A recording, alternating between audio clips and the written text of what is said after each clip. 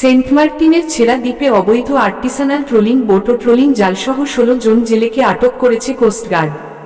বুধবার ১৭ ডিসেম্বর ২০২৫ তারিখ সকালে কোস্টগার্ড মিডিয়া কর্মকর্তা লেফটেন্যান্ট কমান্ডার সিয়াম উল হক তথ্য জানান।